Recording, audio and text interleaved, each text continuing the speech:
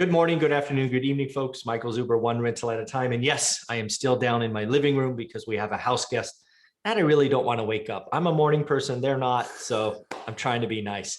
But we still talk with our experts every week. We start off strong with Mr. Greg Dickerson. How you doing, sir?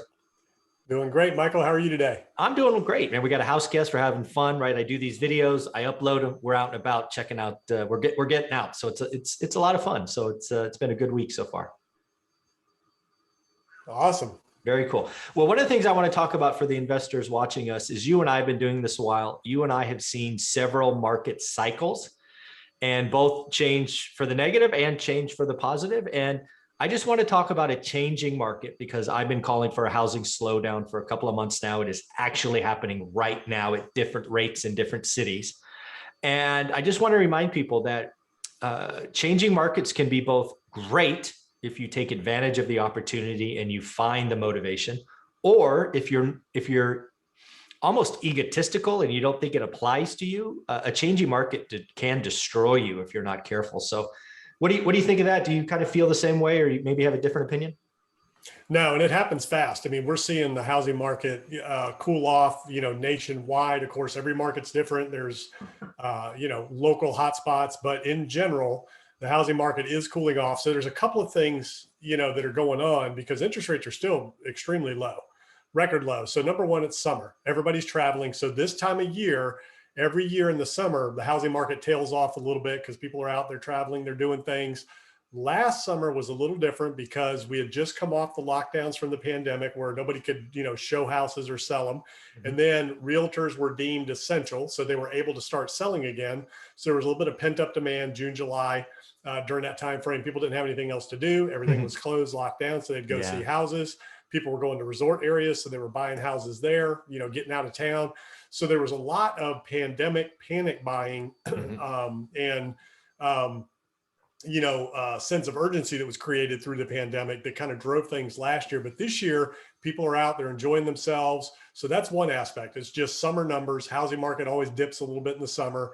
Number two, a lot of buyers are frustrated because they're getting priced out. So a lot of buyers are saying, you know what, I'm just going to wait. I've been losing on every offer I make. We're just sick of it. We're going to wait it out. And then the third is housing market has reached all-time highs in terms of prices. Not necessarily affordability like we looked at last week, but prices. So a lot of people are just saying, you know what, we're just going to wait till prices come back down to reality and, just kind of check out. So you have all that kind of hitting on a national scale all over the place. So the real question is, what are we going to see in the next few weeks as, people stop traveling and get back to business and, things like that? Yeah, I was lucky enough. One of my expert on Sundays is in the top 1% of real estate agents in the state of Arizona. So pretty big time, right? And what she shared with us is a couple of stats that should, frankly, if you're an investor, if you're an agent, if you're in the real estate business, should at least shake you to pay attention.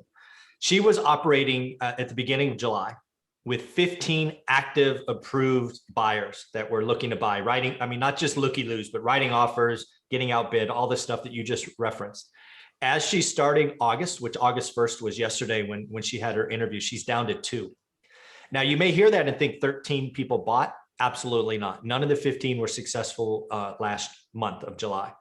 What she is saying is, A, people are frustrated, to your point. B, people have decided that they're just going to rent for the next year. So again, in that case, right, you take somebody who signs a year lease, they're not coming back in August or September. They're done for 10 months, right, before they start looking again.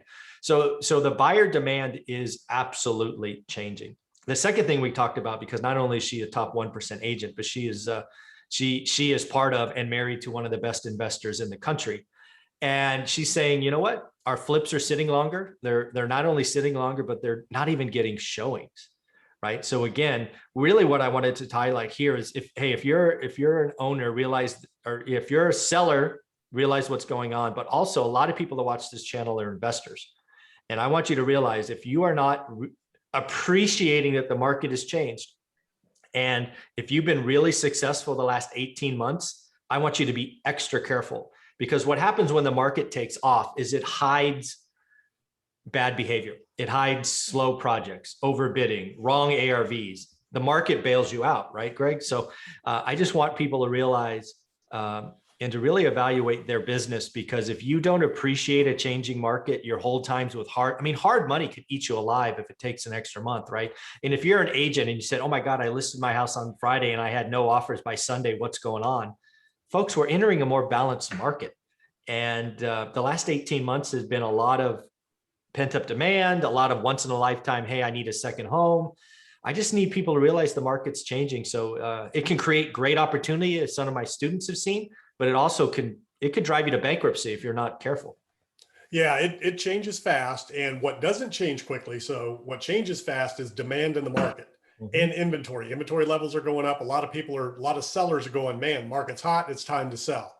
Okay, when they weren't selling before. So you got a lot of that happening. So that's increasing inventory. You got buyers that are out, they're getting frustrated. So the demand can change very quickly. What doesn't change very quickly is sellers' perception of the values that they can get for their houses. Exactly. So that's going to take a little while. So for investors that are watching, yeah, it may seem like it's a great time because houses are sitting. You're going to see days on market go up. So you can go out and start making offers, but the sellers, it hasn't sunk into them yet what's really going on. Yeah. And until it becomes more of a 6-month thing, once that house is on the market 3, 4, 6 months, then it starts to change, and that's when sellers will start to realize what's going on. But it takes time, and it could be even a year or more before the sellers realize, wait a minute, the market's changing. You may not be getting what you thought you could get for your house a year ago, or even 6 months ago, or even 3 months ago. Yeah. I'm telling people August is different than April. I think it's that close, right? April was one market. August is going to be a different. And really what I want investors, right, that are on the acquisition side to realize is, I also think the next, what is it, August now? So the next 4 months, 5 months, you're going to have a pretty unique opportunity to find motivated sellers, because what I think is happening is more listings beget more listings.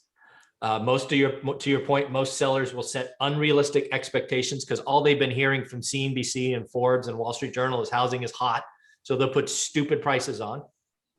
And then what's going to happen? You're right. It's not a stock market. This stuff doesn't change overnight, doesn't change in an hour, doesn't change in a week. Those listings will age. And then as they age out at 45 days and 60 days, one of two things will happen. One, they're going to call up their agent and yell at them, and they're going to just take their house off the market. People don't appreciate my house. My house is special. We're just going to stay. Great. Not really a seller. Yeah. Number two is price drop, motivation, because maybe there's a divorce, maybe there's job movement, maybe they already bought the next home and they got to get rid of this home and they don't want to be landlords. You're going to find some motivated sellers in the next 4 months, which is, I haven't seen a motivated seller in years. And I think we're going to find them in the next 4 months. Does that make sense? Yeah, it'll start happening. And so to clarify, the messaging to everybody is don't stop making offers, make offers for houses that days on markets are increasing, but don't expect the sellers to cave in just because what's going on and they don't. Exactly. That's number one. Number two, don't push the market. So there was a time for a while there where you could push the market a little bit. You could be aggressive if you're flipping or whatever you're doing. You could be a little bit more aggressive on your offers. You got to reduce those maximum offers that you can make now, and your end values that you're looking at after repair values. You need to adjust those down and be more conservative. And it means you're going to miss some deals, but you're better off missing deals than you are doing something that's going to cost you and you lose money. Yeah, if you're a flipper or a wholesaler, that was really the second part of the conversation with Laura, is if you're a flipper or wholesaler, it's time to look at your business, evaluate the mechanics, because you won't be bailed out. The market bailed you out for shortcutting the process and being wrong the last year. It won't bail you out the next year. And there's a lot of wholesalers, at least in my area, that have essentially been locking up deals because people will overpay. And I've been here before. What's going to happen is they lock them up. Their trusted flippers will start to shrink as they hold inventory, right? Flippers who were selling in 2 or 3 days now will sell in 30 or 60 days. It's just a different business. And I just want people to realize, because I saw flippers go bankrupt last time, and I don't want that to happen. So I want people to realize that a changing market, if you don't respect it, it'll drive you out of business. Yeah, you always have to respect the trend. You have to understand the trend, the momentum in the market, the cycle that you're in, changing cycles. The only caveat that we have in front of us is the Delta variant. That's flaring up in a lot of areas and creating problems. We don't know what the outcome of that's going to be. We don't know how bad it's going to get.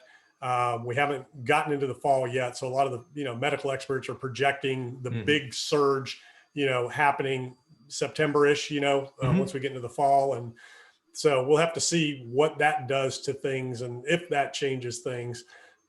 We know the Fed's not backing off anytime soon, so rates are going to stay low. Yeah. We have moratorium on evictions expiring today. So obviously that's going to bring some inventory to the market. Some of those landlords, that couldn't sell because of that are now going to want to sell once they get those situations resolved. Yep. And for anybody listening, if you're in that situation where you're being evicted, or if you're a landlord who is in that process, it's not going to happen overnight. The courts are backed up. It's going to take some time. So they're not going to like go in today and bam, the sheriff's knocking on your door tomorrow.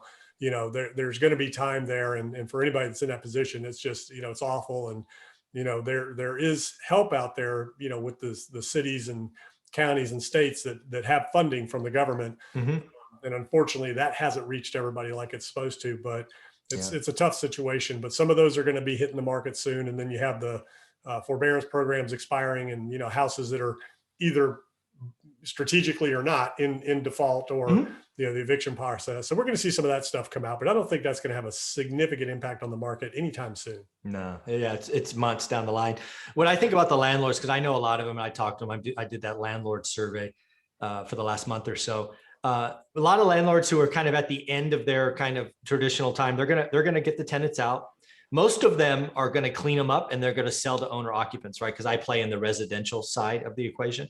They're going to clean them up. They're going to do a full turn, and then they're going to sell them owner occupied. So what's going to happen in a lot of markets is affordable rentals, right? Whatever affordable means for your city, the quantity is going to go down, right? We had set policy that hurt mom and pop landlords. Mom and pop landlords make up a lion's share of single family rentals. And unfortunately, they've had enough and they're going to take their houses off the market, sell to owners. So a lot of people that were, pro eviction moratorium, one of the outcomes is going to be, you're going to have less affordable rentals. Yeah, that's a potential. I mean, I don't think there's any one particular area that's going to have a huge impact there, but yeah, we're going to talk about that in a minute. Who owns the rental houses in the country? It's more mom and pop than anything else. Yeah, we'll make that episode number 2. So before we get to that, Greg, how can people find you and be part of your world? Yeah, gregdickerson.com, all my social media links, YouTube, podcast, all that's on there. I put out content every day on entrepreneurship, real estate, investing, economy, all kinds of things. Yeah, folks, do yourself a favor, follow him, go to his website, follow him on YouTube. His channel is blowing up. He covers a lot of things that I do not. So I follow him and check out what he's putting out. Greg, you do great work, man. Thanks. Yeah, thank you, Michael.